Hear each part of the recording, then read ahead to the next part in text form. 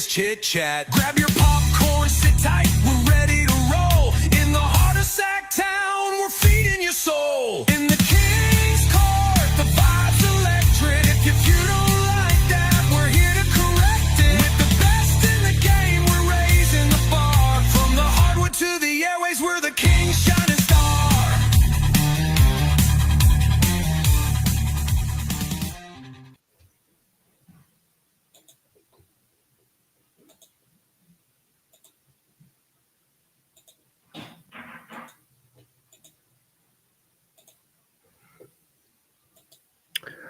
What is up? Looks like our song finished early. We're live. What's happening? How's it going? Happy Wednesday, everyone. Hope you're having a good one. We've got a lot to talk about. We got a conversation to continue from yesterday with Jerry Reynolds. I thought that was so interesting. For any of us, if you were able to catch that show, I saw a number of you caught the replay on YouTube. He really kind of made me think a lot about maybe expanding my mind when it comes to what the Kings could or maybe not do here in the offseason, specifically to Zack Lavine. I did not think Zack Lavine could be tradable. Jerry Reynolds kind of changed my mind a little bit there. But there's something more important going on today. I hate that the music stopped early. I was trying to get prepared, got into the seat a little bit late. June 18th. Yeah, it might just be a Wednesday. You know what June 18th is? It is Grant's birthday. Yay, it's your birthday. Hey.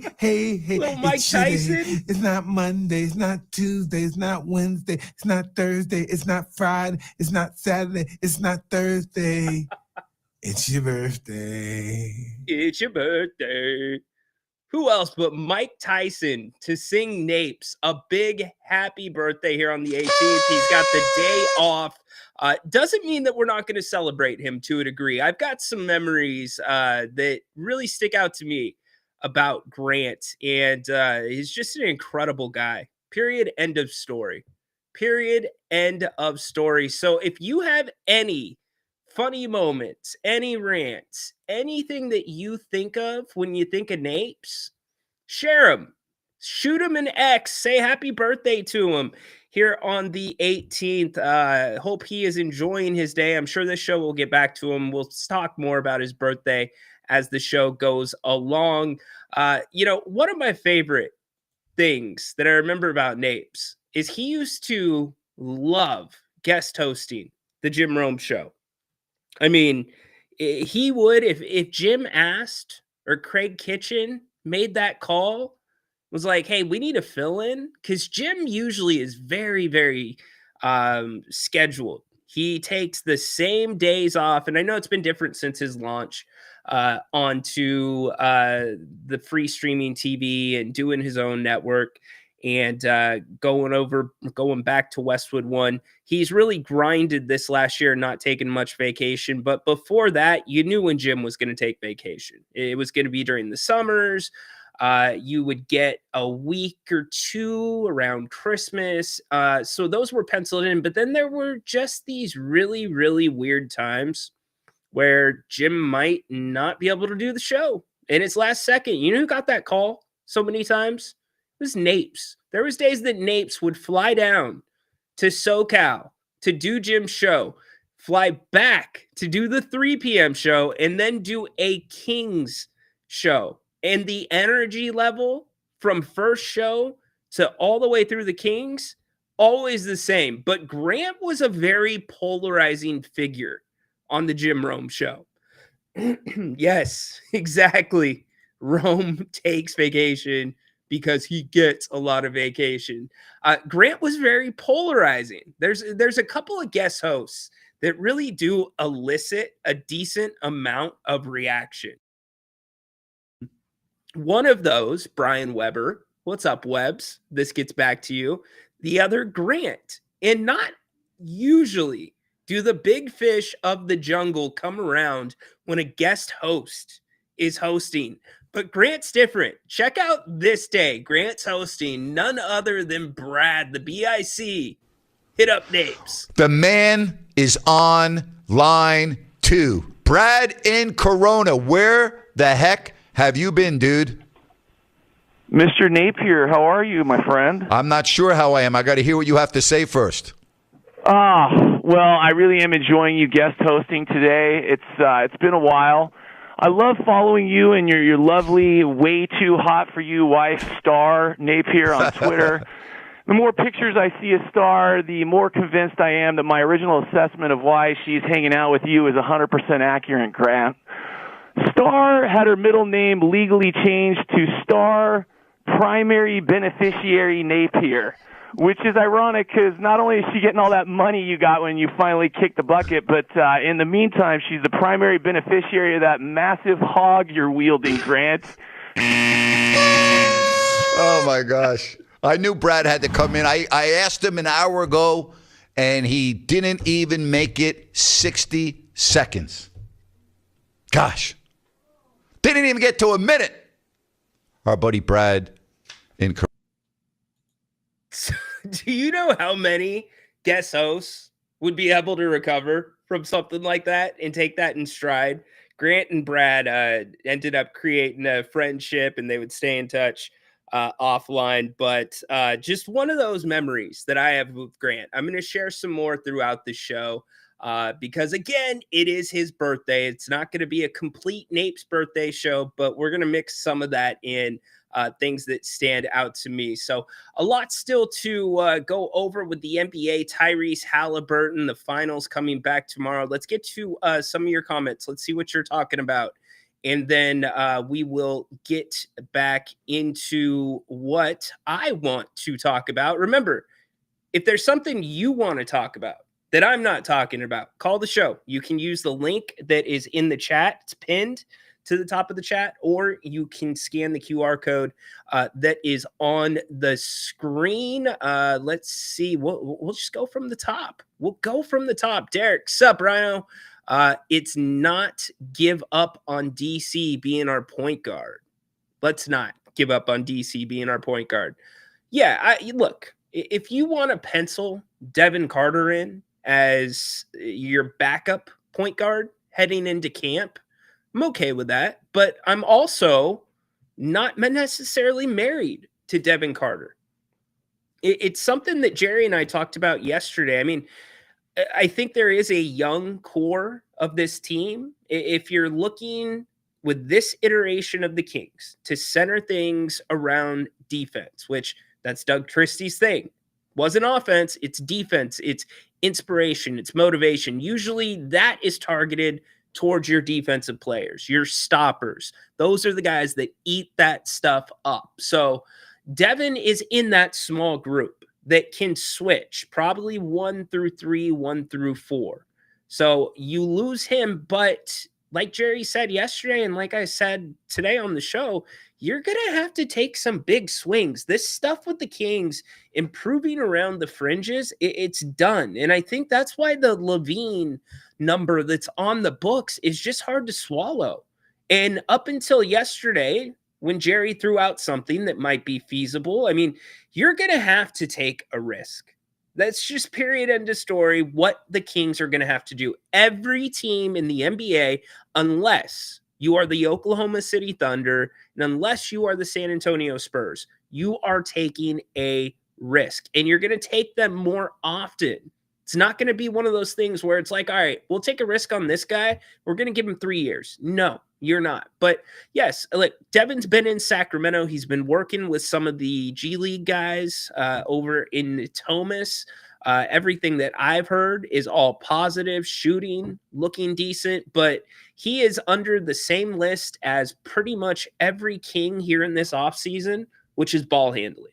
You have got to improve your ball handling. Ball handling and passing this last year were terrible. And credit to Devin, when he went down to Stockton for a couple of weeks, Doug Christie sent him with one edict, and that was, I need you to learn how to run a team. And this is a guy that missed the entire summer process as a rookie because of injury, and he bounced back and he actually played decent towards the end of the year. So yeah, I'm not ready to say Devin Carter's your starting point guard. Not even close to that. I think Devin is very well suited to come off the bench as we sit today, but that kind of includes a better handle as we roll into the season. David, what's up, my man? How you doing? He wants to be acknowledged. All right. Acknowledge me. Yeah, Ryan, I was able to catch the show with you and Jerry. Let's just say he's on other podcasts and he doesn't spend nearly as much time. Bravo says a lot about you and Grant. Jerry is incredible and very gracious with his time. I tell people this all the time. What you see with Jerry on the screen is no different than what you see with Jerry in real life. If you were to see Jerry in the grocery store, he would be the exact same Jerry. And by the way, he would give you the time. To have him on our halftime shows, it's just been awesome. So I value his friendship and him being in Tahoe and still doing the show. Usually he does not do the shows when he's in Tahoe. When him and Mrs. Reynolds are up there in the Keys, but he still did. So thank you. I know he does a couple of other shows, but we definitely get a little bit more time. And I think we have a little bit more fun with Jerry, to be honest with you. And a lot of that, too, is all of you. The questions you put in there. We've heard a lot of great question from many of you when you put something in the chat. Tristan has now developed a brand around asking Jerry questions that are kind of off, but, kind of in his wheelhouse. So appreciate it. Let's see. What's up, Flores? How you doing? By the way, did you see the breaking news? I don't have the Ron Burgundy drop. The Lakers, the Buss family are selling. The Buss family are selling the Lakers for $10 billion. $10 billion. How about that? Sell while it's high. Like I said, call this show. We're going to keep the comments coming, but my man Mac is on the line. What's up, Mac? Not much. How are you? Good. How you doing, brother? Thanks for calling. I'm okay. Thank you. It's good to hear from you. Yeah. I had a quick question. How long do you think the R-Truth John Cena storyline is going to go? Oh, I think it's going to go for a little bit. Past SummerSlam? And I don't think it's going to be like front and center, but I think you're going to have little things where they cross paths. And I think at some point, Truth is going to be the guy that gets Cena to turn face. Okay. Yeah. I always thought, this is what I was thinking. I think maybe Truth, Cena, SummerSlam. And I felt like after that great promo that CM Punk cut on Cena, I wouldn't be surprised that that's his last match, him and Punk. And it makes so much sense because I feel like his best storyline and the best in his career was the Punk. Was it 2011 with Punk and Cena? I would really love to see that because those guys can really cut promos and seeing them go back and forth. I mean, that I felt like that was some of Cena. I mean, it was Punk's best work, but it was also Cena's best work on the mic when they were going back and forth, in my opinion. I don't know. What do you think? Yeah, no, I thought it was great work. I think, John, I don't think R-Truth and him are going to headline a SummerSlam. That's a big for PLE. I think the bigger question for me, and Adam and I hit this on Friday, and I'll plant this in your head and we can kick this can down the road. Who is going to be the person that Cena ultimately puts over and loses the championship to? Because whoever that is, you are a made man. You are now a star beyond stars. You are putting... you're doing the favor. You are putting that person on a massive pedestal, kind of like how The Undertaker lost his streak to Brock Lesnar. I just find that the most interesting, but I am looking forward to the Punk work. I thought that was a lot of fun between those two. I was listening to Jim Cornette, and he came up with two possible scenarios that really made sense to me. And one is they do the Cody heel turn, And that's John Cena's last match where so Cody turns and Cena ends up turning in that match. And then another one that would make sense, and I think he might need that, is CM Punk, especially because I feel like this is his last WWE run, and he's never gotten to be the guy. He's always talked about being the guy. He's always been like 1B. And I think that they might put the strap on him and let him be 1A for a little bit, and then he'll walk off in the sunset. That's just my guess. Very interesting. Well, we will continue discussing this. You should join us for a wrestling segment on Friday. Okay, Hop in. no problem. We'd love to have your input on it. Any memories? Anything you want to say to Grant on his birthday? I mean, happy birthday. I'm not very good at this. I'm sorry. That's all right. Happy birthday works. Okay. All right, Mac. Have a great afternoon. You too. Good job, Bye-bye. Mac. Love when Mac calls. Like I said, you want to change the subject? Change the subject. All good. Really quick, I'm not going to go too far off on a tangent because I know 97% of you are not here for wrestling. I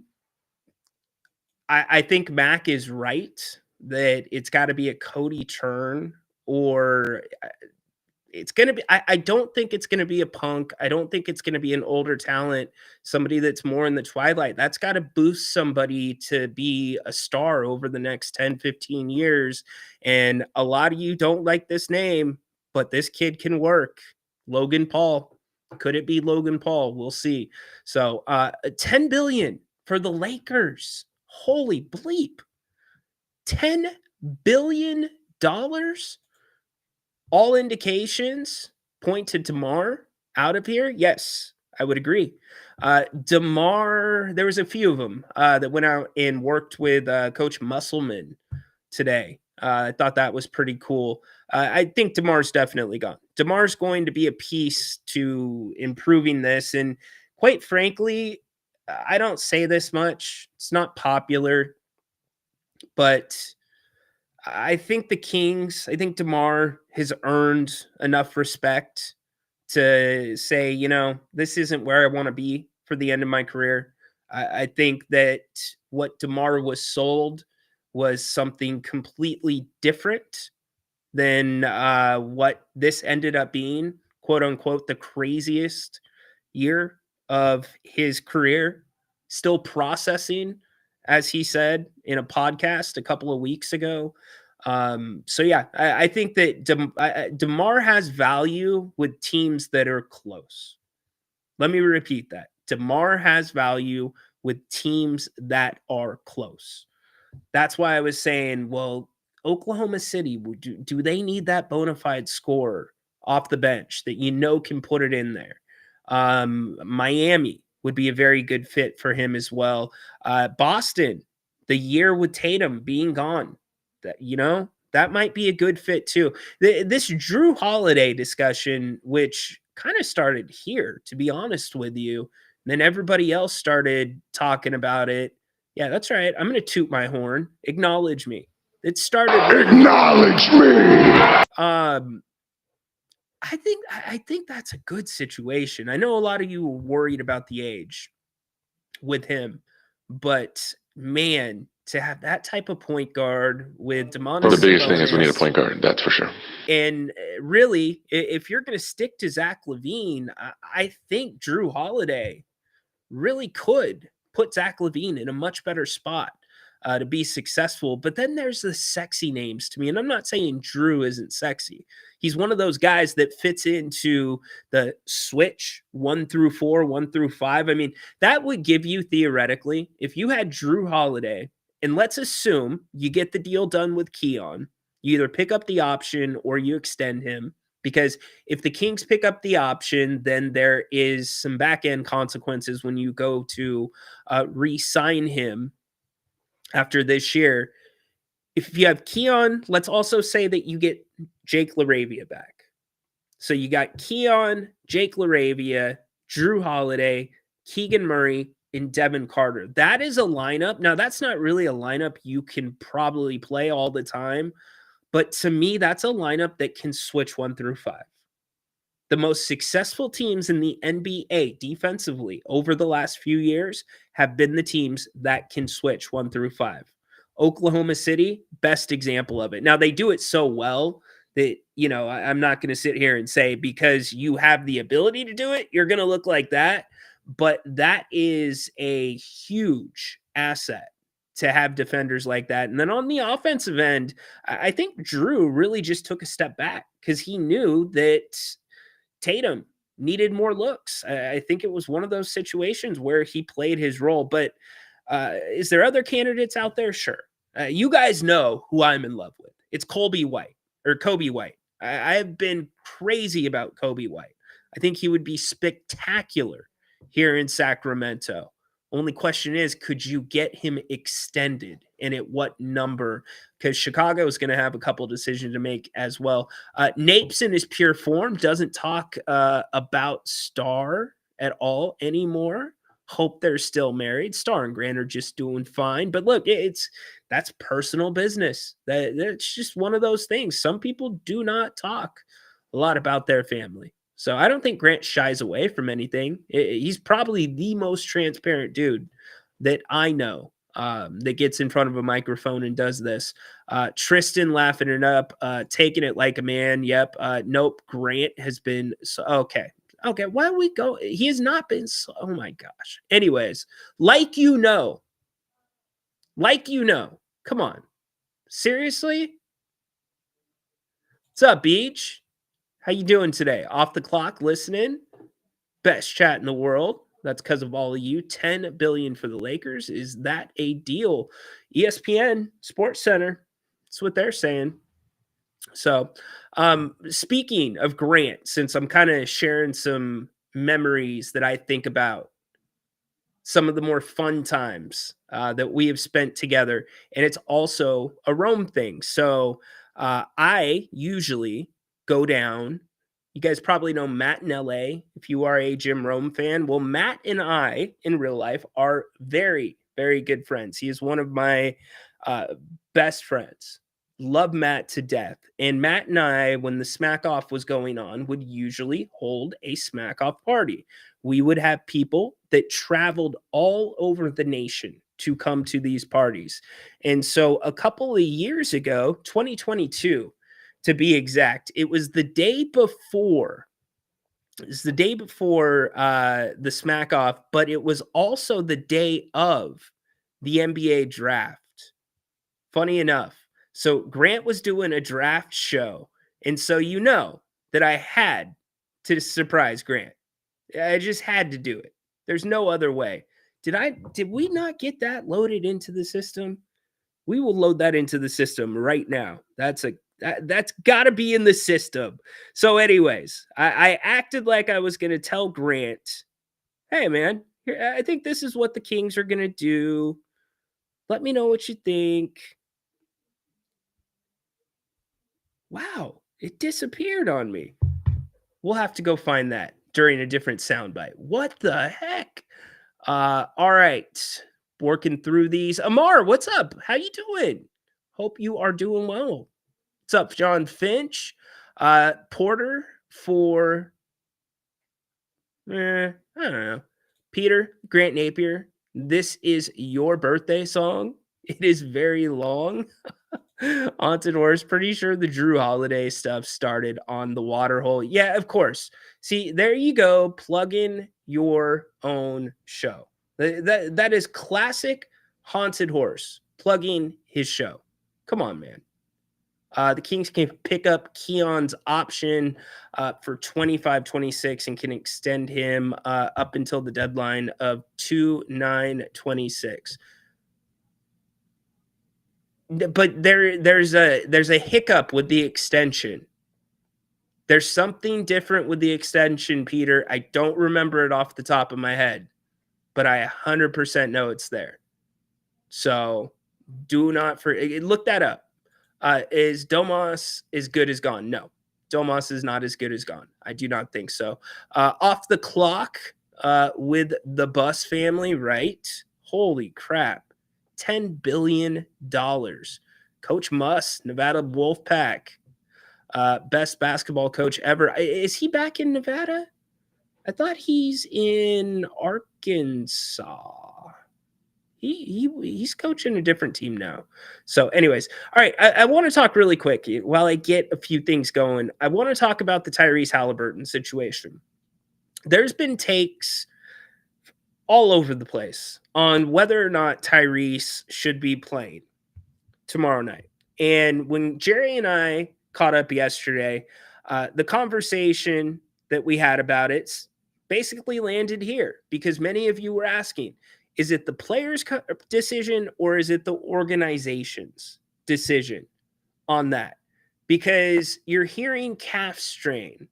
You're hearing different things. If this was not the NBA Finals, he would be out for at least a couple of weeks, right? And so now you've gotten all these different takes across the spectrum.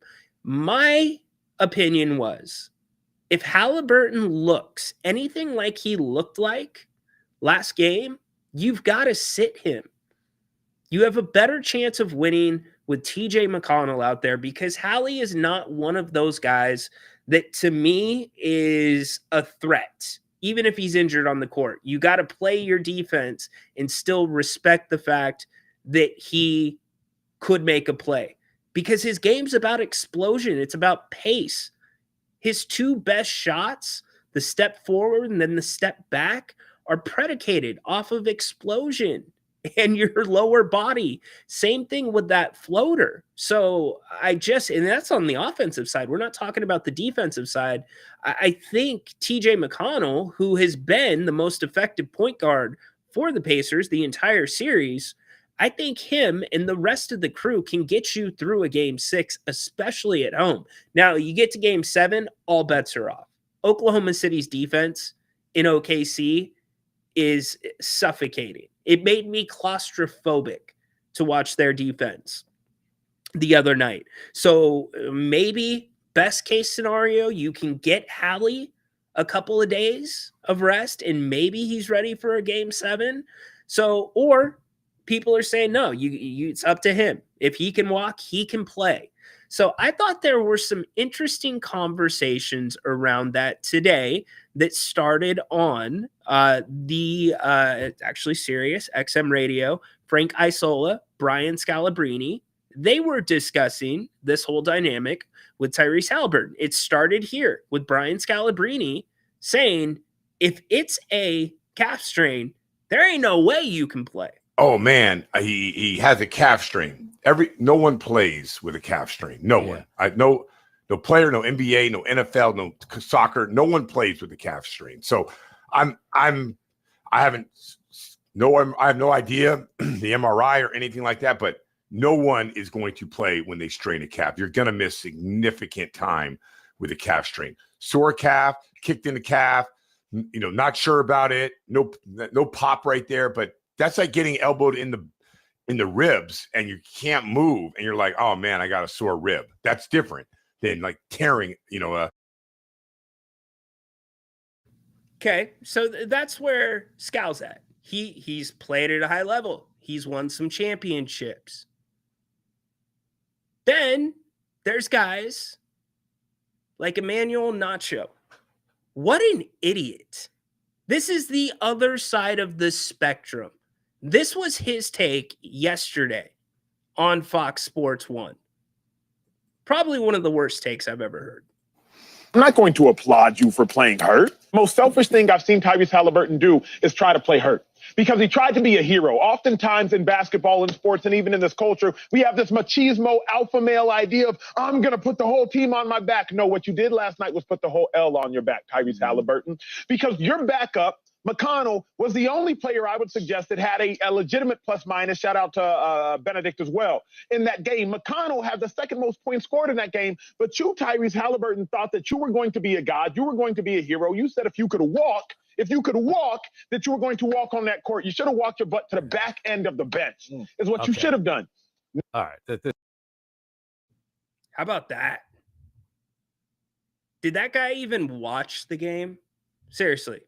I'm curious. I don't think he even watched the basketball game.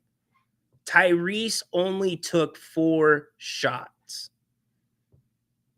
How are you going to hammer somebody like that, especially when you come from a football background? What an idiot. Worst taken I've heard through this whole Halliburton thing. Now, the other side of the spectrum of this is maybe it's not that bad.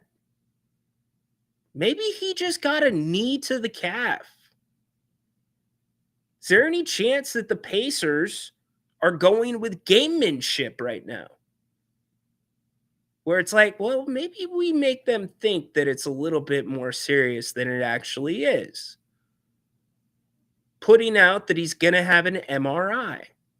Calf strain has been thrown out there a lot. You heard what Scal had to say about it. I mean, it doesn't take a genius, if you pay attention to pro sports, that if you have any type of injury that involves muscle or soft tissue, you're going to get an MRI that night or the next day immediately. But yet the Pacers put out that he's going to be getting an MRI. Here's what Frank Isola had to say with Brian on that. I think tomorrow night will be a lot of fun. What do you know, we're guessing. I understand that. What do you think will be the result of kind of this MRI, the tone of it? I have a funny feeling the Pacers are going to, they will approach it as, I don't know. I mean, guess game time. We'll see if he can play, one of those things. And I think he'll be out there. I think the emotion of the crowd, he gets a couple of early baskets. I think the crowd can get into it. Doesn't mean that Oklahoma City's not going to win the game. I just feel like he's going to be out there tomorrow night. Yeah, I feel like there's a lot of gamesmanship. What's the negative of saying he's got a strained calf? There's no negative in this. So you say he's got a strained calf. It takes the pressure off him. Theoretically, it would take the pressure off him. I guess social media doesn't like it like that. But he had a strained calf. He didn't play well. It's not his fault. He might not play. Oklahoma City has to have 2 completely different game plans, whether he plays or he doesn't play. They're just a very, very different team with him out there versus him not out there. So I think it's all gamesmanship. I think he'll play, and I don't think it'll be an issue that's talked about, but I don't think it's a real issue. Where do they hide him on defense if he's somewhat limited? Like just on Lou Dort, they put him?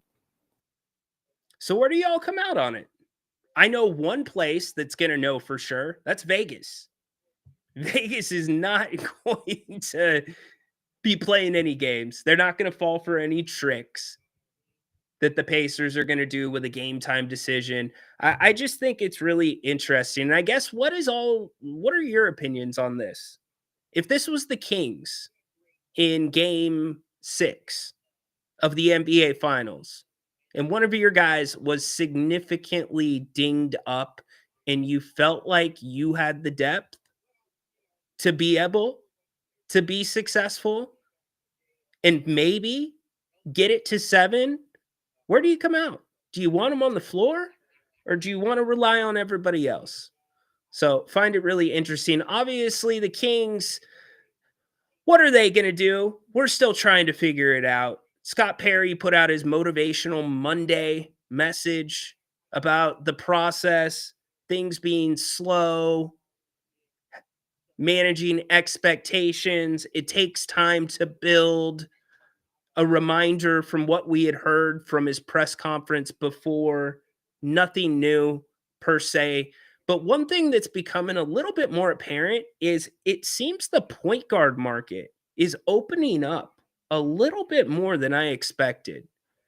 So we know the Kings need to address that position first and foremost. The question becomes, at what cost?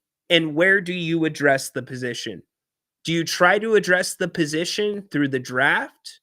Do you try to address the position through a trade? I'm personally in the camp, it's got to be a trade. I don't know that there's a superstar point guard that would be available in a spot that the Kings would be able to acquire without giving up the farm. And do you want to bet that on a rookie? I don't know. We've all said Sacramento's only going to get its star through the draft. So what names are you looking at? What names are you thinking? We've kicked around Drew Holiday. The latest that I've heard is there's not a lot of interest in Trae Young, per se, from Scott Perry. Could be wrong there, but that's kind of the feeling that I've come along with. But look at a couple of teams, which we talked about yesterday. Memphis, which direction are they headed? And what about New Orleans? Could DeJounte Murray be available? How do you think he would work here in Sacramento? He had some injury problems last year. So I just think it's one of those interesting times where the Kings are going to have to step up to the plate and actually swing for the fences, which is something that we have not seen for the better part of 4 years. The last time the Kings swung for the fences was when they traded Tyrese Halbert. And look at how things have ended up. So hop in here. If you have some trades that you have put in to your simulator that you think work, that could be realistic, let me know. Deadline to extend Keegan Murray is 7/1/2026. Zach, can we please not talk about a Zack Lavine extension? Please. Please. I do not need to talk about a Zack Lavine extension. Here's my take. No pro athlete, but my calf strain hurt when I walked, and the pain was constantly on my mind. Not a good idea to play with that injury. Well, and you could point to Kevin Durant. Kevin Durant, calf strain. Now, whether that was misdiagnosed or not disclosed, honestly, you don't know, but he blew up his Achilles. And that's the other side of the pendulum. Indiana has not been in the luxury tax for 12 years. They have been the winningest team in the NBA, both regular season and postseason, that have not been in the luxury tax. And they said already that they would be willing to entertain going into the tax this summer with this team because they think that window is there. If Tyrese Halbert goes out there and blows up his calf or worse, that puts you in a really weird spot. Windows now with this CBA, completely different. And unless you are the San Antonio Spurs, unless you are the Oklahoma City Thunder, windows are going to be year to year, and they are going to be much dependent on flipping players. Like I'm talking about like back in 2005, 2006, when people were flipping houses.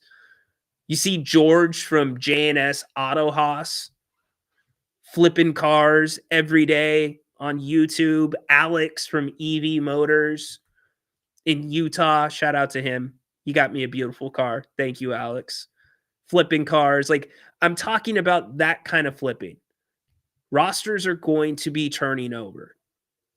So it's you got to consider all those things. This take has some good trash talk. Got to give him that. Dude, he's one of those guys. He's one of those guys that will do his show on Fox Sports 1, whatever, and then recycle his take, film it from home, post it on the X. Guy can't get enough of himself. He has no idea what he's talking about when it comes to basketball. No idea whatsoever. So I was talking about some of my favorite Grant memories. Grant got the opportunity. So the G-Man, he was on assignment. I believe it was the Indy 500. Grant got the opportunity to call a playoff game against the Mavericks, and it ended up being an absolute thriller. And one of the producers said, Grant, can we wire you up? Can we have a camera follow you on the radio call? Because it was just Grant calling the game on his own. I can't play the video because of NBA and their rights. They are crazy about their copyright. But I do have the audio for you. If you ask Grant, he will tell you he believes this is one of his best called games ever. And listen to the emotion. Incredible stuff. Ball. Christie banked into Weber. Look out, ball! A right-hand flying dunk. Drives, lays it up, no. Rebound, Divac. Put back, no. Weber rebound. Underneath, puts it up. Good off the glass. Oh, if you don't like this game, you don't like NBA basketball. He has it to Weber. Look out, ball! A flying two-hand jam. Oh, boy. Weber around Nowitzki. Drives hard to the basket. Another dunk by Weber. He must think he's in practice. Chris Weber throwing him down at will. And Weber gets Nowitzki to hang. Runs into him. And a foul. Oh, no. Jimmy Clark. Weber runs away from the official with the ball as if to say, Jimmy, you're awful. Jackson on the floor, stop side clock, good. Sacramento within 10, 8 defending. Bobby drives, Adam tries to draw the foul, misses. Pollard dunk as he fouled it up. Santa mismatch, Christie to the hole, drives, puts it up, good. And on the floor, knocked away by Christie. That dunk, Christie is everywhere. And Jackson, here's a three. Oh, turn this system's on. Bobby Jackson is on fire. And Weber's got that dirty, nasty look as he runs to the Kings bench. 98-97, Sacramento on your Kings radio network. Just the sizzling Bobby Jackson backpedals, looks at the crowd and says, take that to Bibby. Here comes a three. Yes, Mike Bibby from downtown. Loses it. Fade away from 21. Air ball, hit nothing. Rebound, Turkoglu in a timeout. That is outstanding defense by Sacramento. Drives, left-handed layup, rims out. Tip no, two. Loose, still loose. And it's all over. The Kings win it. They win it. It's all over. They get the big rebound off the Nowitzki miss.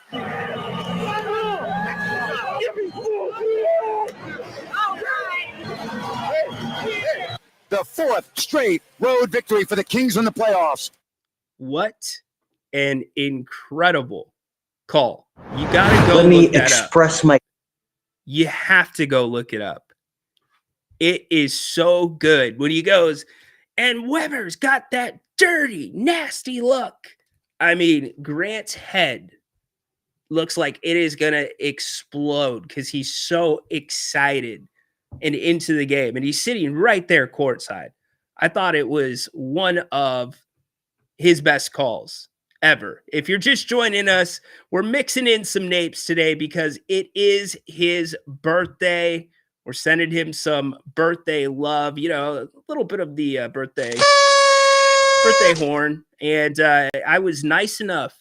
I spent so many paychecks hiring Mike Tyson to sing Grant happy birthday. Hey, yay, yay, it's your birthday. Hey, hey, hey, it's your day. It's not Monday, it's not Tuesday, it's not Wednesday, it's not Thursday, it's not Friday, it's not Saturday, it's not Thursday. It's your birthday. Incredible. He's electric. Wow. Incredible. It's such a great just made the list. It's such a great call. That call makes the list in a good way. The good days, baby. Absolutely.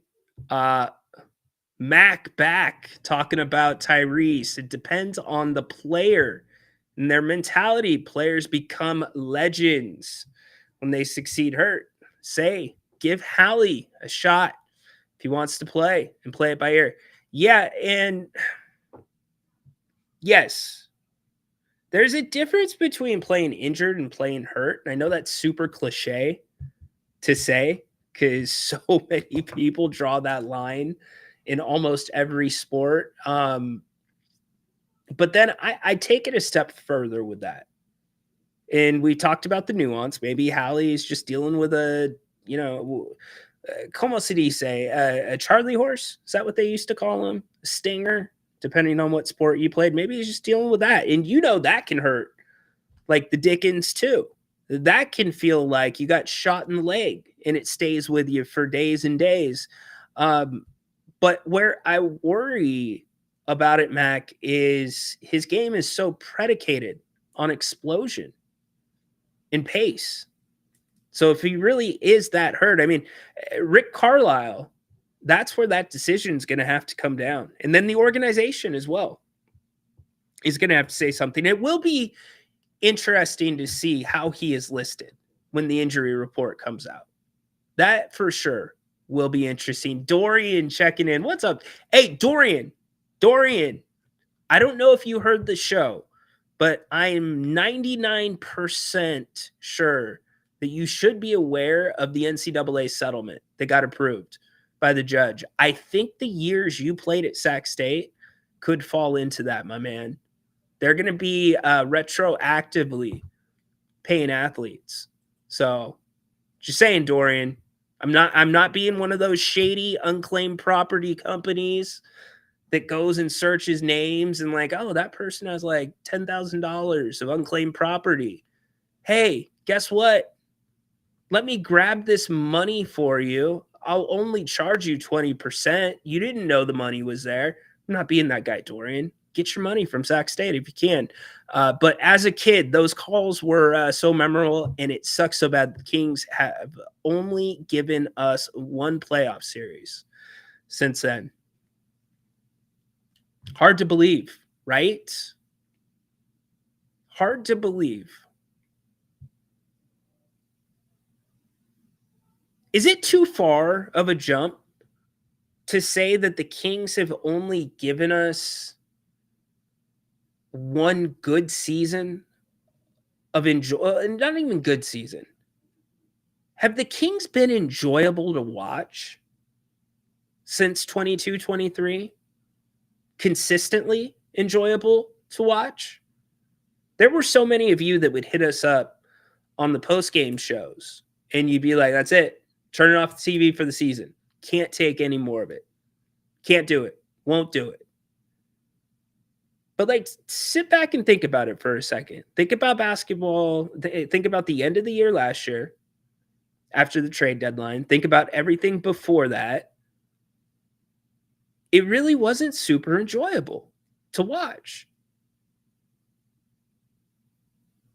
Like, you almost felt exhausted after watching it as a fan. And that's coming from somebody that watched all 82 and did shows on all 82. It's like, man, that was a tough watch. I don't know how much more I can take. That's crazy. That's why they need to take that big swing. Matthew, now we have Mark and Katie. Hopefully more of Drapes and Katie. That would make me happy. Tay wishing Grant a happy birthday. Love it. You paid for that cameo by Mike Tyson? Hell yeah. Who wouldn't? Are you kidding me? It's Hey, Mike yay, Tyson. yay, it's your birthday. Hey, hey, hey, it's your day. It's not Monday, it's not Tuesday, it's not Wednesday, it's not Thursday, it's not Friday, it's not Saturday, it's not Thursday. It's your birthday. I mean, where can you get quality like that? That is a quality cameo. Quality cameo. No, I did not pay. I did not pay for that. Raymond, I think San Antonio will look to trade Fox after drafting Harper, Durant to SA, Fox to Houston, Sabonis to Phoenix, Green to Sac. Which Green are you talking about? Draymond Green? No. I don't think if you're getting Durant in your San Antonio, you're not going to have the second pick. You're not. And I think Phoenix's worry there is Dylan Harper is going to be, he's probably, per every mock draft and everything that I've read, in fact, we can pull this stuff up really quick. Dylan Harper is going to be the second pick. Most publications believe that Dylan Harper is going to be at least an all-star during his career. I mean, think about it. He comes from the NBA pedigree, obviously, son of Ron Harper, but you would not have that second pick. And are you really going to pair up Dylan Harper with what you have in Phoenix with Devin Booker? I don't know that that's the best way to start over. Now, the Fox part of this is very interesting to me. Like, if I'm DeAaron Fox, I'm squirmish. I'm super squirmish right now. Because the last thing a guy like De'Aaron Fox wants to do is come into a season without an extension when you're in your contract year. You worry about injury. You worry about getting traded to someplace you don't want to be at the deadline.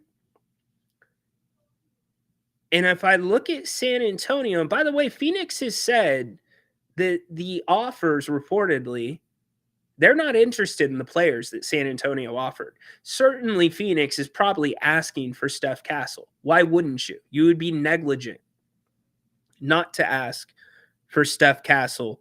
But getting back to De'Aaron Fox, to me, he's kind of the odd man out right now.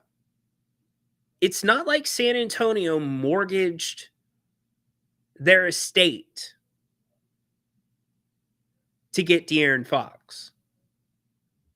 They basically got De'Aaron Fox for a few second-round picks while not giving up the Rookie of the Year.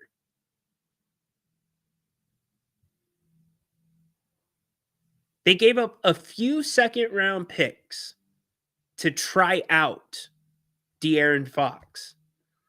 You know Rich Paul. You know he's pushing right now for an extension. And if I'm San Antonio, that's probably the odd man out when it comes to the big money.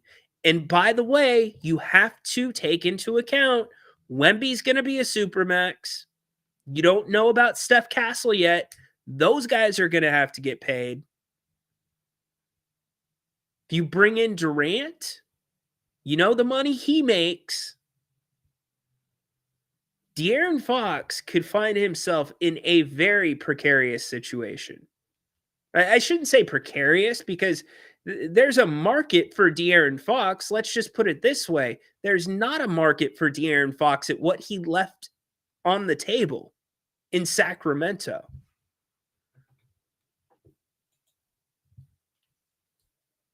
It'll be interesting. And you know what? Tell me if I'm wrong. But when San Antonio held the press conference announcing Pop retiring from coaching and Mitch Johnson taking over, and Pop did the whole thing. What was it? It was it was super cool. It was fun what they did. But Pop was surrounded by the legends of that organization, Tim Duncan, Manu Ginobili. And when Pop walked in, a ton of the current players were behind Pop. I don't remember seeing De'Aaron Fox in that group.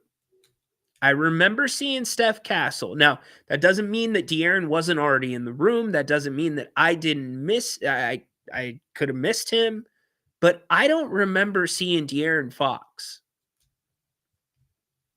in that group of players. And that struck me as really, really odd for being new to that organization, for trying to really build yourself in, nestle yourself in to the fiber of what they're going to do for years to come.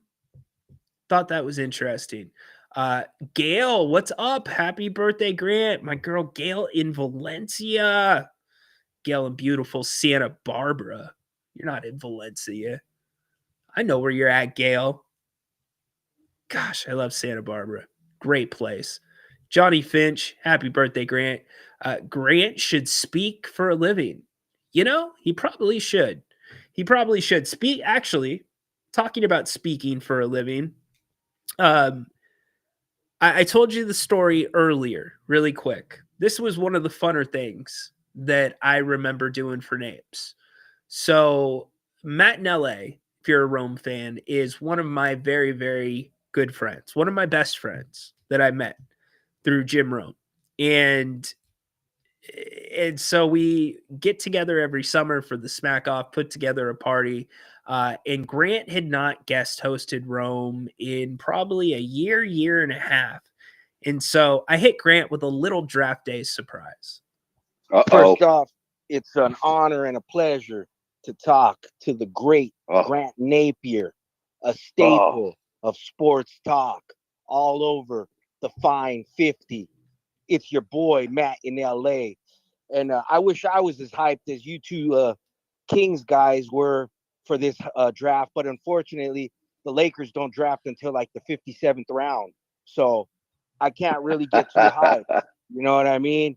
But all I could say is the Sacramento Kings should concentrate on getting anybody that's not from Duke, because the success rate of Dukies has been slim and none, and it's like Slim just walked out the door. So What as about long as Jason it's Tatum, out- buddy? What's that? Oh, well, you What? know, there's a few of them. There's a few of them. Shane Battier back in the day, Elvis Brand, or Elton Brand, I should say. Got my rock stars mixed up there. But you know what? Hey, man, I hope that the Kings come back, because some of the greatest days of the NBA were when the Kings and the Lakers were tussling in the finals and in the playoffs, respectively. But, man, Grant, I can't tell you how happy I am to hear your voice. You have always been such a staple, like I said earlier, in the sports talk realm. And I've always appreciated your professionalism and everything that you bring to the table, my man. So just wanted to Thank you, Matt. let you know I'm happy to reconnect with you. And I'm I'm gonna happy pass too, it back buddy. to Rhino. But Hey, hey, man, have a great time with the clones, buddy, and good luck in the smack off, man. I appreciate you too, and it's great hearing your voice. I appreciate you. Hey, this clone stock's gonna be legendary, baby. Love you, Grant. Love you too, buddy. Outro. Oh, I love that. That was great. Great. Ryan, that was great stuff, man. That was great. Really, what a great way to start the day. Thank you, buddy. That was good. Good stuff right there. Man, what a surprise that was.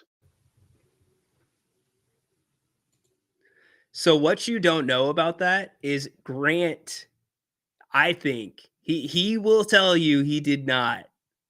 He got a little choked up. You could, if you go back and listen to the show, you'll hear his voice crack, kind of like another clip we're gonna play here in a little bit, and then you kind of hear the sniffle a little bit. And Grant's never lost for words, but he was buying himself some time. That call meant a lot to him. So shout out to Matt for making that call. And it was fun catching Grant catching him off guard. It's hard to do that these days. Gail, my girl, Gail, hopping in with some basketball. The payroll, Gail, it's not sustainable with the new CBA. Those teams are long gone. So you got to make some decisions. And Kristaps, you got to worry about his health. What was going on? And I'm sure the Celtics knew more than what they released. It's incredible how much information is actually released because of HIPAA to a degree. I guess it depends on the different sports. Some sports will not release any information because of HIPAA, but basketball, football, you have to report for many reasons, gambling. But Kristaps, he could not stay on the court. They were pumping him with IVs. They could not get him to have any energy. Scary stuff. I just hope he's okay first and foremost. But the Celtics are going to have to look at this year to year. This next year without Jason Tatum, you're not going to win a championship. Not in that East. I just don't see it. And you're going to have other teams that are going to retool. I think the norm is going to be like what you saw the Knicks do. Jerry said it yesterday. Orlando just did it with the Bane trade. They felt like Bane was their Aaron Gordon. They think that they can compete with what they have now. He made that much sense for that much team. So you got to get rid of those guys. Now, what you get back for those guys, because you're not going to pay the luxury tax, and you're also subject to the penalties because of the aprons, which kind of ties your hands both in that season, and then it ties your hands in the future with draft picks, depending on how much of the luxury tax you're paying. And the Celtics were up there. It's really, if you're going to go for it, you're going to pay 1 year for a championship, and you'll have 1 year ramifications with the apron. So Holiday will be on his way, and there's going to be plenty of teams that are going to be in the market for Holiday. Kristaps, if he's right, sure, people are going to want him. But I think that the first thing there is he's got to get right. And I don't know if he is quite yet. Tay and Raymond going back and forth a little bit. DeAaron Fox extension deadline, 8-3. Yes, good job, Tristan. El Jefe, well done by you. That's what it is. Acknowledge me. Okay. Hey, let's be nice. No fighting in the King's Court. No fighting. We can call out bad takes, but don't make me bust out Randy jaw and face and remind you that that's not okay. Tay, Rhino, wouldn't it be because Fox never played 1 minute for Pop, so he really doesn't have a relationship with Pop? I would guess that's why. Also, when Fox arrived, Pop was already not feeling well. Okay, what about your new coach, Tay? Mitch Johnson. Let's play your scenario, and we'll ignore the fact that Greg Popovich has created over 18 head coaches over 21, head coaches between the WNBA and the NBA have come from his coaching tree. One of the most respected coaches of all time. You're not going to show up for that? Something I'd be at. And I'd definitely be supporting my new head coach. Just saying. That's me. And like I said, maybe Fox was there. Who knows? Maybe this will get back to DeAaron, and DeAaron's going to come correct the record with me. He likes to do that with people in the media. Trade Lavine for Holiday wouldn't make sense. Why would they do it? I would do it, but why would they do it? With Drew Holiday, the amount of risk that's there with Drew Holiday is very little. The risk is he's getting older. You're paying him $30+ million. But guy stays out of trouble. Guy's dependable. Guy's durable. He's a coach's dream, right? Zack Lavine, I can't say much about whether he's coachable or not. He's only been in Sacramento for a cup of coffee. His contract is completely underwater. And here's the risk. Dude, historically, cannot stay healthy. So if there is any world, and that's why what Jerry said yesterday, it took my breath away. He put it so eloquently. Like, it was one of those few moments where I had my mind blown while doing this show. When he was talking about Ja Morant. Think about the risk right now with Ja Morant. We were talking about, is Memphis going to blow it up? Are they going to retool? Teams are interested in Jaren Jackson Jr. You now have 2 point guards, Cole Anthony, Scottie Pippen Jr., who has a ton of promise, and he's on a very, very reasonable contract. You've got Jalen Wells, first team All-NBA rookie, who took that scary fall. Santi Aldama, you're going to be able to bring him back. But back to Ja. When he laid out the case about Ja Morant, when I think about Ja Morant, what I think about is the off the court, the guns, the just not being able to focus on basketball. Jerry points out how much the guy has actually played. He hasn't played a lot of basketball. In fact, he's somewhat kind of in the same realm as Zack Lavine with how much time he has missed, whether it be through injury or whether it be by suspension. So if you're bringing in Ja Morant, you are taking a risk. The exact same thing goes for Zack Lavine. It's a risk for a risk. I could see a deal or a world where that could work for both teams. And as of yesterday's show, there was no world where I could see a team taking on Zack Lavine at that number with Zach's player option the next year. But now Memphis, if they're going to want to make a run at it, because they have 2 point guards, because they've got a ton of picks, and now they need shooting, maybe Zack Lavine doesn't seem that bad. Maybe you think the risk of Zack Lavine staying healthy is lower than the risk of Ja Morant staying out of trouble. I think it's an interesting conversation, and there's no rumors suggesting that either team is looking to go that way. But Jerry really put that into perspective very, very well. Happy B-Day to my Gemini redheaded stepchild of Sucktown. Yeah, you're the man, BJ. Acknowledge me. You're the only one that gets away with that. You know, I'm sharing these good moments about Grant, but then there's kind of these candid, funny moments where Corn Dog, for instance, you guys know Corn Dog, who apparently has fallen off the face of the earth with the King's Court. He's going to have to explain himself once he pops back in here. Maybe he got a job as a college volleyball scout. Maybe he's the GM of a college volleyball team somewhere. Anyways, he wanted to go by the name Corn Dog. And so Grant and I are doing a show together. And he comes on, he calls, and I'm like, Corn Dog, what's going on? Welcome to the show. And Grant's like, yeah, how you doing, Corn Dog? And I'm like, Corn Dog, what's it? And we keep going back and forth.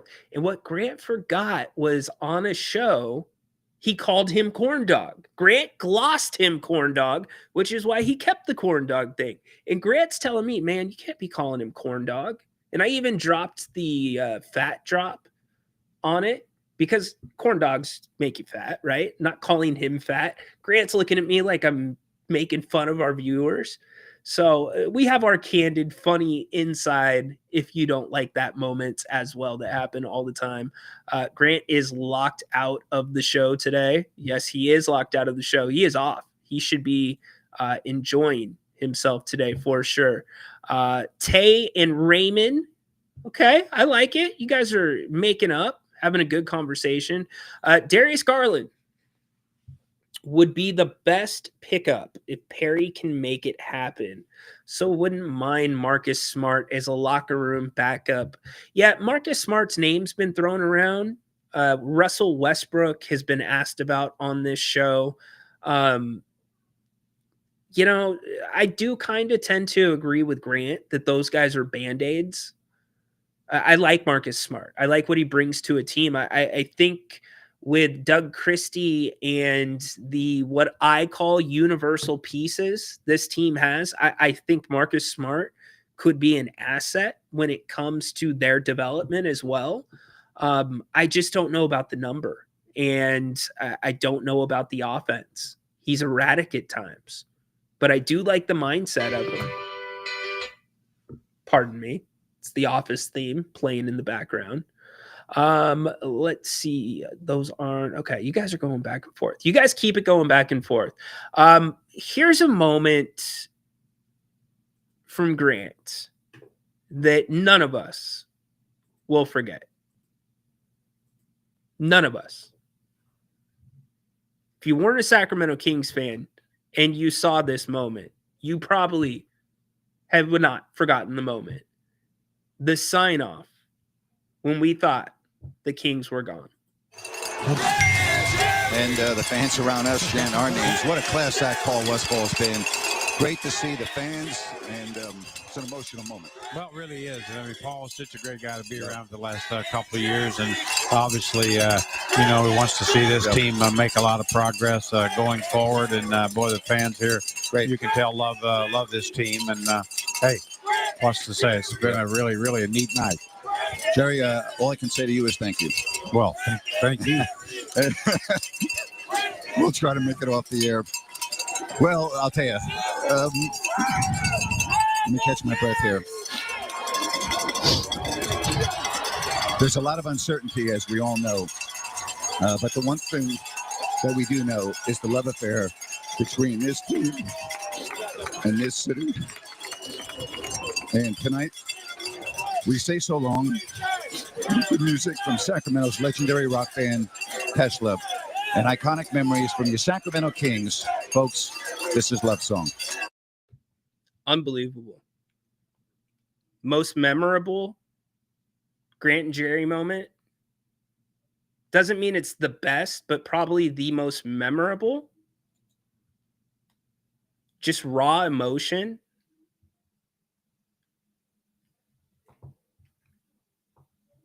Grant was already having concerns about making it off the air that night.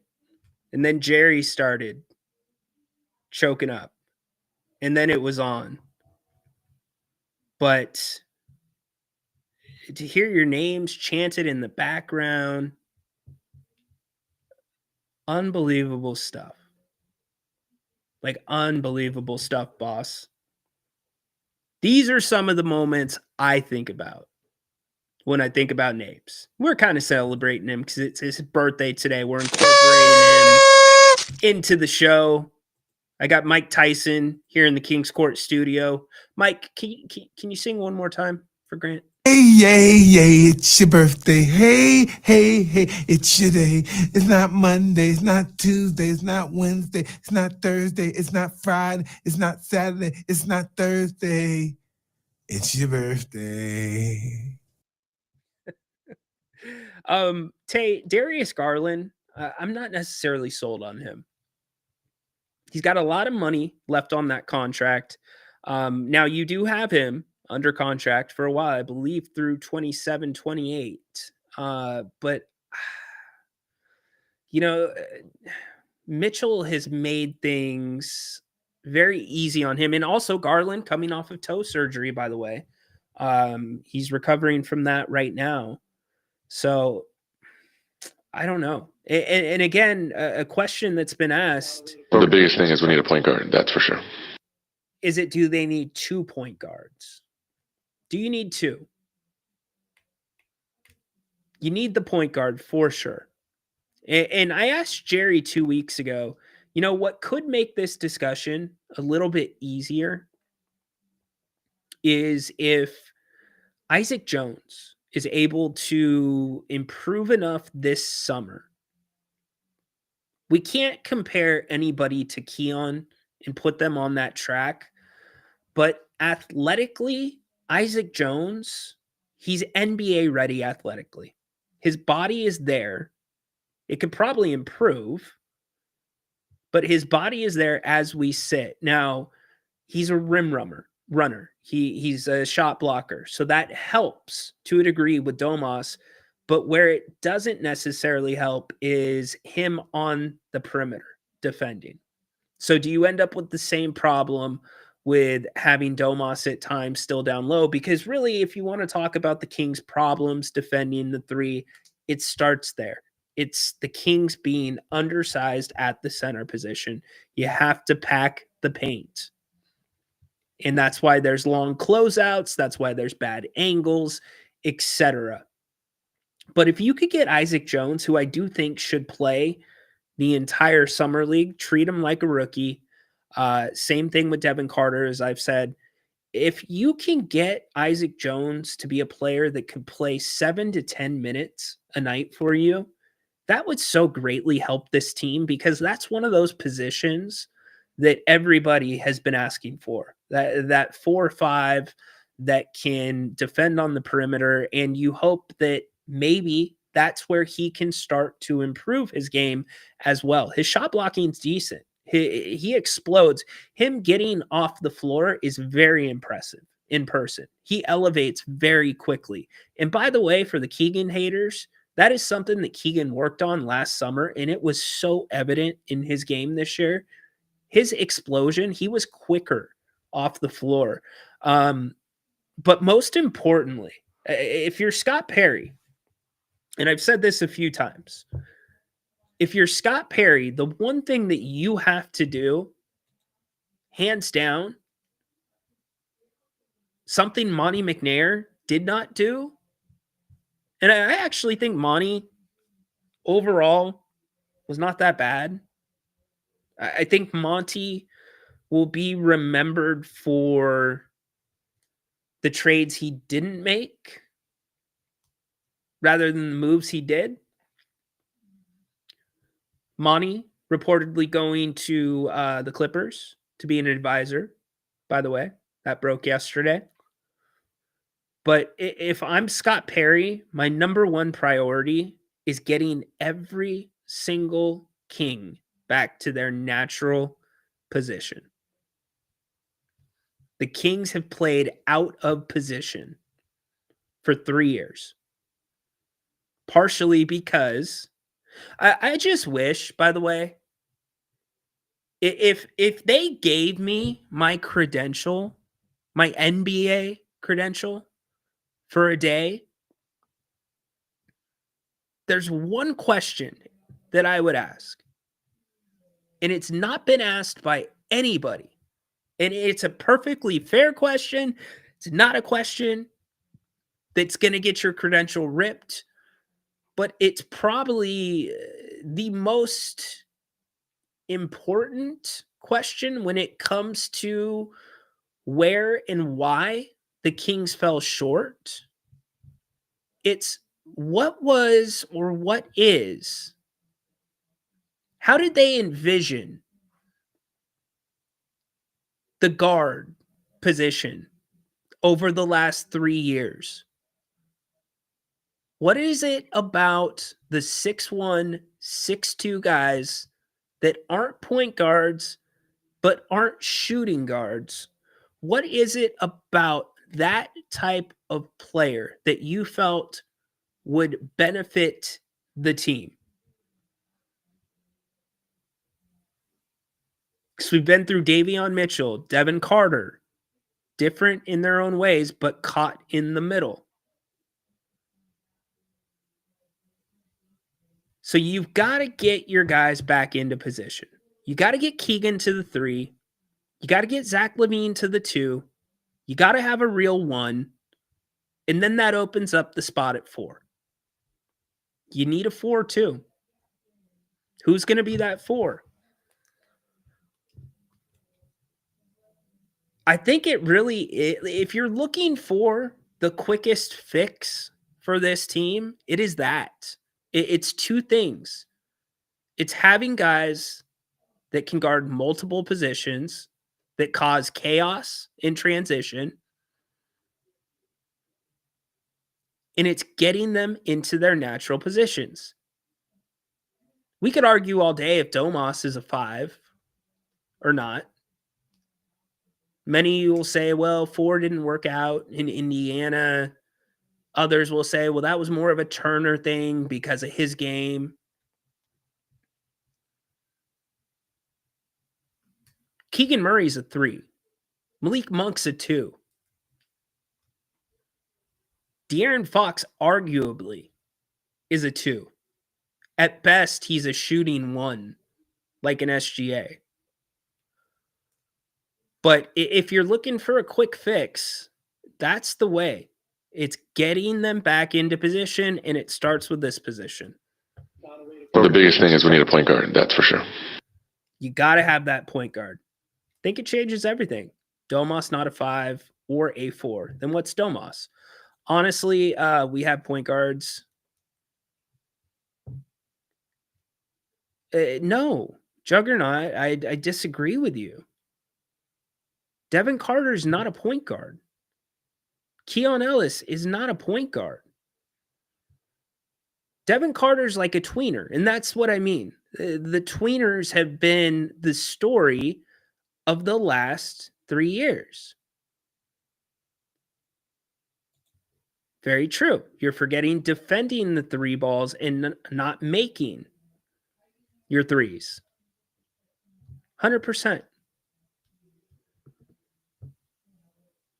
Everybody that wants to come down on the players that weren't shooting the 3 ball well after the Beam Team year, my response to you is it wasn't 1 player. It was 2 players, 3 players, 4 players. So at what point is it the system that was ruining 3-point shooters? It was the inability to adjust. Keon Ellis is a 2 in this NBA. We talked about it yesterday. Keon Ellis is, and while much different right now as we sit today, but Keon Ellis plays a similar style to Doug Christie. And the ask of Keon Ellis is exactly the same as it was of Doug Christie. It's being able to make a 3 if you're open. Doug could play make a little bit better than Keon could, but Keon's really early in this thing. Keon was the reason the numbers were so much higher with Keon in the starting lineup was because now all of the sudden Keon and Keegan could switch. When you would see those 1-4, those 2-3 pick and rolls, they would be able to switch those.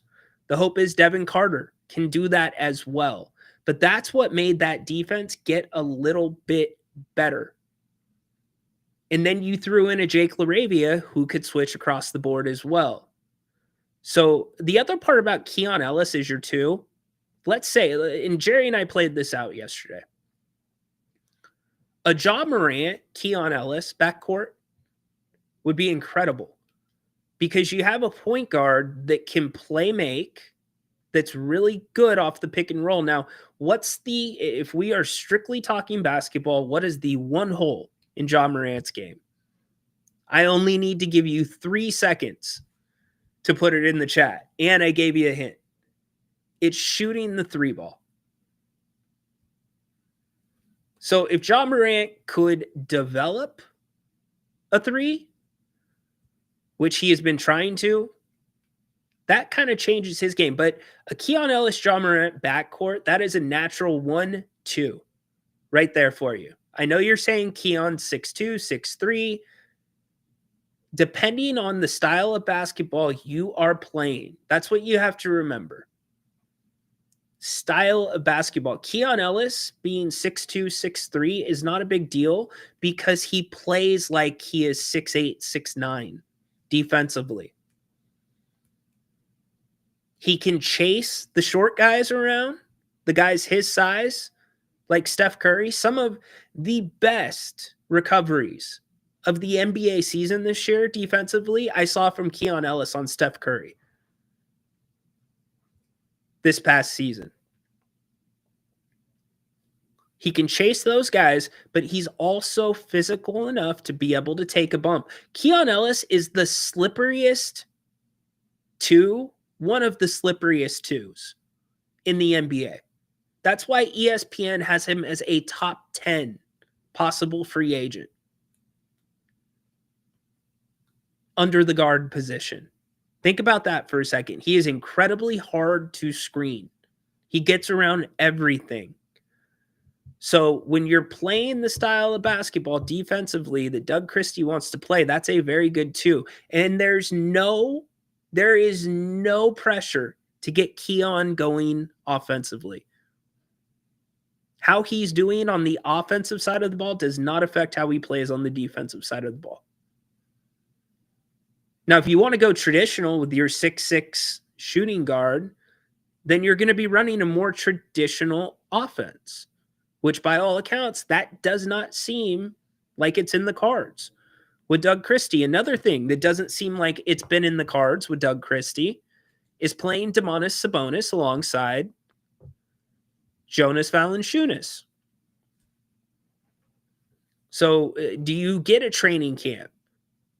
That was the talking point last year, right? Well, Doug didn't get a training camp with those guys. Give him a training camp. Let's see what he can do. If that was what was putting those 2 on the floor together, then okay, you've got your training camp. But those 2 have played together, practiced together with the national team, and just been around each other so much that those guys don't need any practice together. They know how to play together. So there's another big key thing. Getting guys back into position and figuring out a way that those 2 can work together with what you're trying to do. I know I've kind of got the purple lenses on right now, but I guess what I'm trying to show you is there were things that happened this year, much like 2 seasons ago when the Kings won 46 games, where the Kings did not control the controllables. There's a lot of controllables. Passing was so bad this year. You pass a little bit better, you get the ball in the shooting pocket, shooting percentages probably go up a little bit. Now, guys need to make shots. There were times guys missed wide open shots. But I guess what I'm trying to say is I'm just a dude who follows basketball for a living, gets on camera, talks about it every day, and I'm pointing out 4, 5, 6 realistic adjustments that could improve, very well improve just what you have now. Now, I'm not saying it takes you to the 6th spot in the West. I'm not saying that it makes you a contender. I'm just saying you've got some decent universal pieces. As many of you, the chat, you all have owned this. You said, we've got main dishes. We just don't have the sides. It all starts. You can't start accumulating new players, getting your sides, flipping things around until you hammer down and fix what's already in place. And that starts with getting Domantas Sabonis the point guard that I think he was promised, that didn't keep up his end of the bargain, who chose longevity over his team and their success.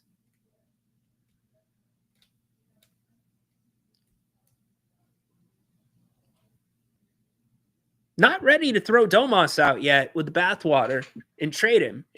Not ready at all. You've still got more to try with him, but that's the point. You have to try different things. That's why the pick and roll was so good between him and Malik Monk. You have to try different things, and I'm hoping that's what we get from Doug Christie as we move through the summer, because there is not a ton of money to work with, and you have roster spots to fill. So I'll be very interested. I'm going to be extremely interested. And Grant's going to say, I don't give a crap about who's on the roster. But I'm going to be interested to look at this summer league roster that the Kings roll out there.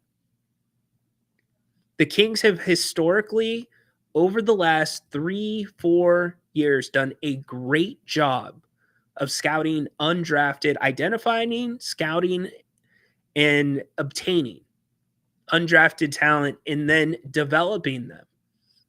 So, look, I'm telling you, this is like walking up to the roulette table and putting your entire pile or your entire stack on green.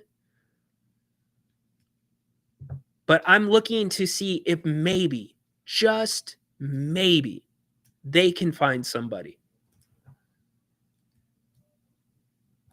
That's about what it is. And when I say find somebody, I'm not talking about Jalen Wells, who's going to come in and be a first-team all-rookie guy. I'm talking about somebody that could step onto the floor and play if needed, instead of one of the 3 guys that you had at the end of the bench this year that weren't in the NBA to begin the season. No disrespect to Dougie McBuckets. No disrespect to the other 2. Jay Crowder, Markelle Fultz. It was a high-level G League bench at best with injuries. So the summer is going to be very important. I know these guys are motivated, but you've got to figure out too, and we haven't even really touched the surface with Keon Ellis. You have to figure out what you have offensively with Keegan Murray. We haven't touched the surface with Keegan Murray. You got to figure out what you have offensively. You just do. You've seen things here and there, but he's just been left out for the most part. All right. Grant is a living legend. We're dang lucky to have Napes. Yes, we are, for sure. Beautiful trade for John Morant, Torsia says. Yeah. Tay says Jerry and Grant and Jerry captured the moment so genuinely. 100% love for the city and the team. Felt that audio. Yeah, it chills you to your bones, for sure. We need shitbird t-shirts. I'll see if I can get Jerry to sign off on those. He does like his song. He likes his imaging, for sure. Torsia, you would be trading, in Jerry's opinion, Zack Lavine for John Morant. We think the Kings could make an argument to Memphis about that with what Memphis has just done. So we'll see. Hell, I'd even take. Oh my gosh, Jerry said that's the perfect fit for Domantas Sabonis. Perfect fit. You're not getting him though. That's the real problem. It ain't the point guard we need. Need to get a rim protector, rebound hound. Well, that's okay. That's the classic. Okay, and I agree. I agree with you that you do. Good point, Juggernaut. But all these things that I've laid out, and I could be completely off base. But more times than not, I'm usually in the ballpark when it comes to basketball schemes and what the Kings are doing. You have to figure out if you're going to make a run at it right now. And when I mean a run at it, not a championship, a run at still trying to make the playoffs. Can the Kings realistically do that? If not, and I think that's where Scott Perry is going back and forth right now. You saw his motivational Monday thing about good things come to those who wait, process. He set the bar low in previous press conferences. He's managed expectations, right? You have to decide if you think you can come in and do something with Zack Lavine for the next 2 years, assuming you don't move him. If not, then you're going to want to load up for when Zack Lavine's not here, which ties back to DeMar DeRozan. If you're trading DeMar DeRozan, are you looking for picks with an expiring contract? Or are you looking for guys, maybe a rim protector, that could help you right now? DeMar DeRozan is the most realistic piece that will be moving this summer. I sit here today and I will tell you, I will be shocked if DeMar DeRozan is at media day in a Kings uniform. I will be shocked. So that's why the things I laid out about the Kings, like maybe we can make these tweaks with what we have right now. We know we were poor in these areas. We think we can be better there. Maybe this thing isn't as far off track as we think it is. So you know what? Let's go get that rim protector. That's what we're going to ask for and look for DeMar DeRozan. Or maybe it's, well, we kind of know, roll the ball out. Hopefully it works out. 3 start going. Maybe we start defending a little bit better. And yeah, we'll maybe be in the play-in, maybe not. But then we'll have draft picks in a couple of years for what we got for DeMar. You see where I'm saying? Which direction are you going to go? And that's why I think Scott Perry's tweets and setting the bar low thing has been very interesting. And we're not going to get into it, but we could get into the entire process of why Scott Perry's here. Scott Perry was hired being told that your head coach is Doug Christie. Usually GMs hire their own head coaches. So anyways, we are Kings deep. We are like up to our elbows in the Kings minutia. I love it. Love it when we get down to the fundamental level and talk basketball like that. Ellis is legit. Carter has potential, but Monk, you know what? Y'all, that is also a name. There's interest out there from Malik Monk, and we have not mentioned his name in the conversations today. That's an interesting proposition. There's some teams that think they might be buying low on Malik Monk.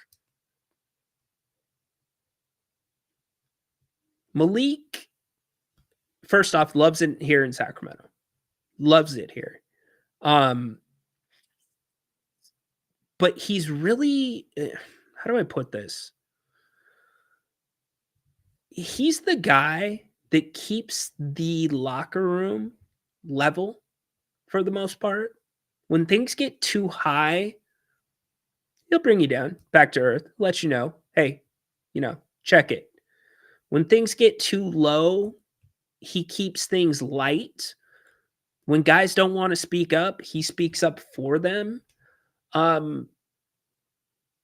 So for me, when I think about trading Malik Monk, I'm almost thinking as much about what he means to the team off the court as what he does on the court. But it could happen. Look, again, you got to get used to. I've been shouting this since last summer. This next 6 years, 7 years of the NBA is going to be completely different than the years of the Warriors dynasty, the LeBron teams, the Heatles. It's going to be completely different. Teams are going to flip players left and right, big name players left and right. To the tolerance. We've talked about the coaching so much this offseason, the tolerance for the coaches. If you're an owner that's in the luxury tax and you're going all in and you don't win, the owners are going to get rid of the coaches left and right. They don't care. It doesn't go against the tax. They're going to eat that $30 million and get another coach. We saw it 4 times that happened this season. Tom Thibodeau being the most recent. Mike, can you imagine Mike Brown landing that job in New York? Holy crap, that would be insane. 4.6 to 4.8. Not sure what you're talking about. KJ is a winner. Let's see. Our coaches couldn't get our players in their spots. Even Keegan said this last year when he was just throwing the ball. Yeah, there's a very big, okay, that's the argument. We'll carry this over to tomorrow, but that is where things got rocky with Mike Brown. And that is where things then got a little bit different with Doug Christie, but towards the end of Christie's run, you could see, and it's not necessarily Doug's fault per se, because it would have been difficult figuring out how to integrate the new players. It's one thing if Doug would have had that same group that had been together for 2.5 years, but for the first time in 2.5 years, that group started to break apart. And being able to say, I would rather teach you how to play than teach you a play, that's great in theory if you have the right players that can play that style. The Kings didn't. Keegan Murray needs structure.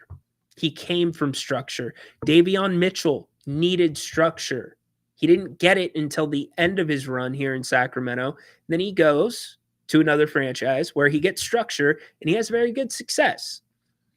So Doug Christie is going to have to find a way to meet in the middle with these principles of how he would like to coach and using the players that he has properly, knowing what system maximizes their output and efficiency. It's a great point. And the passes, when they did get to their spots, were horrible. I mean, the passing was just so bad this year. I'm not talking about turnovers. I'm talking about where the guys were catching the balls above their head, to the side, at their shoestrings. Little things like that affect shots greatly. Affect them greatly. So, hey, this has been a really, really fun chat. I appreciate it. I can tell you one thing that will affect your trade or your taste buds in a great way. That's Bennett's West Side Grill, newest location out in Rockland. Actually, my favorite location to have brunch. I love the Rockland location and the patio that they have. But 3 locations in all here in the greater Sacramento area. Roseville, love Roseville. It's where Grant and I got our heads shaved for charity a couple of years ago. Going to talk about that in a second. And also Howland Fair Oaks. You remember where Banderas was located? That's now Bennett's. Got upgraded. So go check them out. Bennett'sRestaurants.com. Prime cuts of seafood and steak. If you want something lighter, they've got that for you too. Great homemade soups that change by the day. Incredible salads and specials almost every single day of the week, whether it's a lunch special, brunch on the weekends, or happy hour. 2 to 6 o'clock. By the way, 60 different wines by the glass. Yes, and I'm not talking about $2 Chuck. I'm talking Rombauer, the good stuff. So do me a favor. Get over there, Bennett'sRestaurants.com. You can find all of their menus. You can sign up for their newsletter, which will hit you up when they come out with a weekend special, which Brian will do sometimes, or a lunch special. And you can make reservations there as well. When you go in, make sure you let them know that you heard about them here on the channel, and let us know as well. Brian loves hearing the feedback that you give us about Bennett's, and he loves to chat you guys up, Margot, the entire team. So get out there. I promise you, you will not be disappointed. And bring your appetite. Bring your appetite. They don't mess around. So go check them out, Bennett'sRestaurants.com. Huge thanks to them for sponsoring the King's Court today. So here's where I want to wrap up. We've been celebrating Grant throughout the show. It's his birthday today. First off, we walked back a couple of calls, a couple of memorable moments. I'm not going to sit you through the Mike Tyson thing. Here's what I want to say, though. I've been so incredibly blessed to meet a friend like I now have in Grant. I'm not even talking about the stuff that we do here on this channel. Grant is an incredible friend. Checking up on you when everything's good. If everything's not good, seeing if there's anything he can do to make it better. And I met Grant during arguably some of the hardest times of his life. I always had a lot of people nudging me, hey, you should give this a try. You should try sports talk stuff. I think you might be good at it. People that were in the business, people that I had the pleasure in participating in their shows. And COVID gave me the opportunity to explore it. And me being a nobody, reaching out to Grant and saying, hey, would you mind coming on my show? And him being so gracious about it. I mean, I'm doing the thing. I'm like, Mr. Napier, I will send you a list of questions ahead of time. Won't ask you anything that you don't. And nope, don't want to list questions. It's not how I do my stuff. You can ask me anything. And I'll never forget him coming on. And I couldn't even pronounce. It's a joke to this day. I could not even pronounce the city that he's from, Syosset. Like Syosset, New York, Long Island. And it became a funny joke between us. But our relationship grew from there. And at the time that I had reached out to Grant, I had already been kind of cutting my chops, doing my reps, working on the things that other people said I should work on. And Grant saw something in me. And our relationship grew from there to where it is today. And the brand, if you don't like that, the King's Court, being able to host a daily show on Grant Napier's channel, calling Jerry Reynolds a friend. I treasure all of it, and most importantly, building this community with all of you.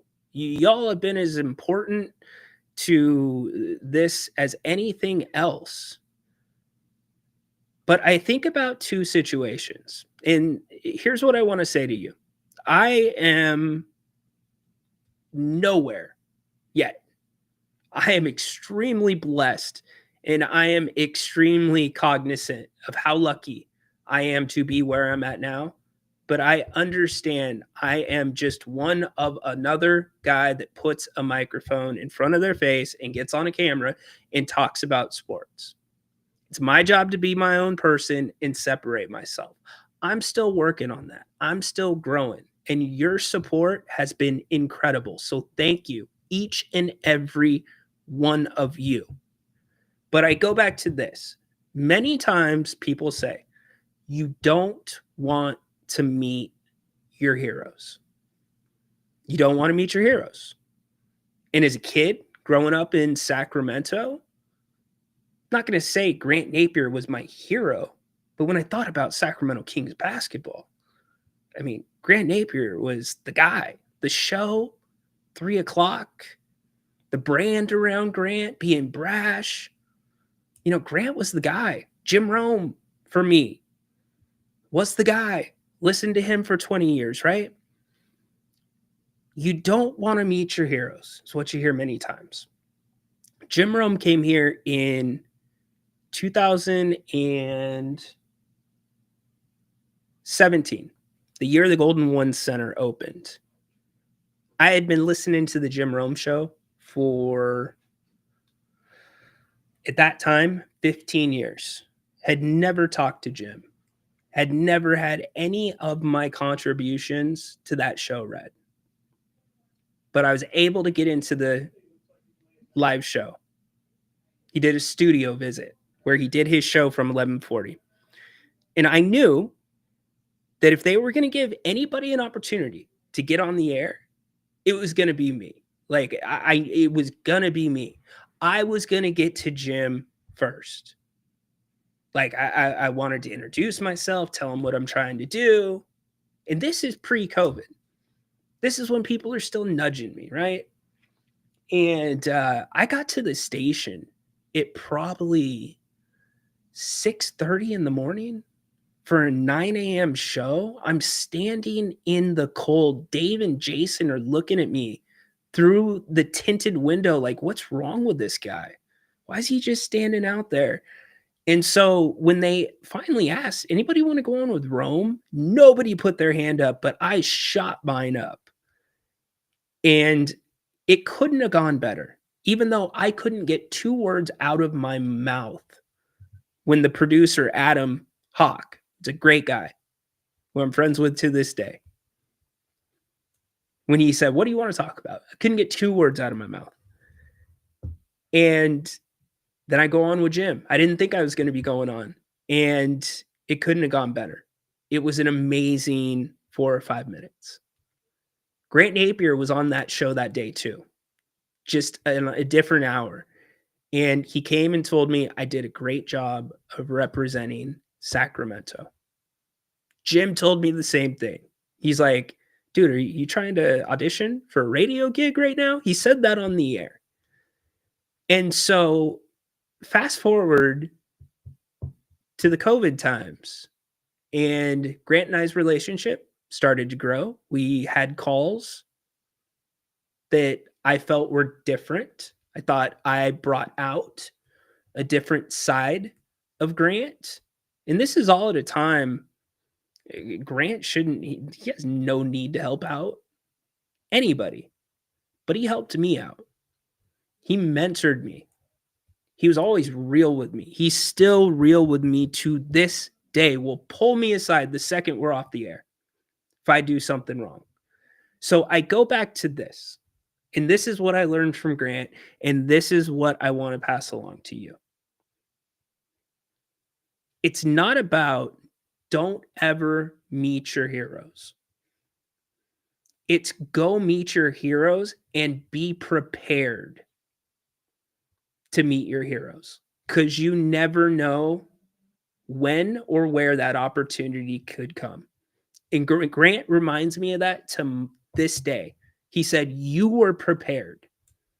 I gave you an opportunity. You were prepared. You were ready for it.